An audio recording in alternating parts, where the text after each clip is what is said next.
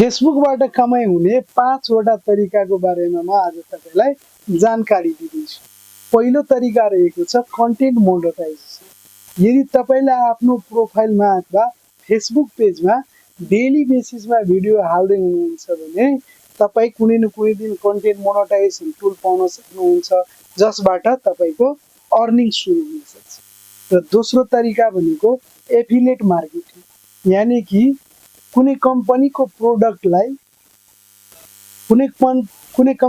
प्रोडक्टलाई तपाई आफ्नो वेबसाइटमा अथवा आफ्नो फेसबुक प्रोफाइलमा त्यसको लिंक राख्नुहुन्छ र त्यो लिंकमा भ्युअर्सहरूले क्लिक गरेर त्यो सामान खरिद गर्छ भने त्यो बिक्री भएको सामान बापत तपाईले केही रुपैयाँ कमिसन पाउन सक्नुहुन्छ। यो तरिकाले तपाई एफिलिएट मार्केटिङबाट पनि पैसा कमाउन सक्नुहुन्छ।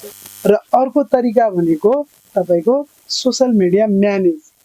धेरै जनाहरू फेसबुकमा अहिले एक्टिभ हुनुहुन्छ र सबैको इच्छा हुन्छ कि म पनि फेसबुकमा केही गरौँ, यानी कि म पनि भाइरल हुँ। तर धेरै जनालाई आफ्नो सोशल मिडिया ह्यान्डल गर्न आउँदैन, जस्तै पेज सेटअप कसरी गर्ने, भिडियो कुन वेमा हाल्ने, भिडियो कसरी बनाउने, हुकहरू कसरी प्रयोग गर्ने, यी यावत कुराहरू तपाईले कसैको म्यानेज गरिदिनुहुन्छ भने त्यो बापत पनि तपाईले पैसा पाउन सक्नुहुन्छ। र अर्को रहेको छ आफ्नै प्रोडक्ट बेचेर पनि तपाईले पैसा कमाउन सक्नुहुन्छ। हो, यदि तपाईको पेज अथवा प्रोफाइलमा 10,000 भन्दा धेरै फलोअर्सहरू छ भने तपाईले आफ्नो प्रोडक्टको बारेमा भन्नुहुन्छ भने ती भ्युअर्सहरू मध्ये कसैले पक्कै तपाईको सामान खरिद गर्ने गर्दछ। त्यसरी पनि तपाईले पैसा कमाउन सक्नुहुन्छ।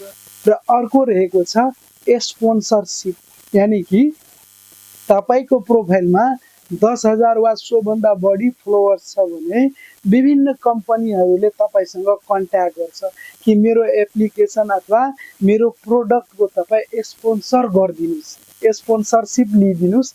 त्यसबाट पनि तपाईले मनग्ने आम्दानी, त्यसबाट पनि तपाईले पर्याप्त आम्दानी गर्न सक्नुहुन्छ। के तपाईलाई यस्ता कुराहरूको बारेमा जानकारी चाहिन्छ? यदि चाहिन्छ भने मेरो आइडीलाई फलो गर्नुहोस् र भिडियोलाई शेयर गर्नुहोस्।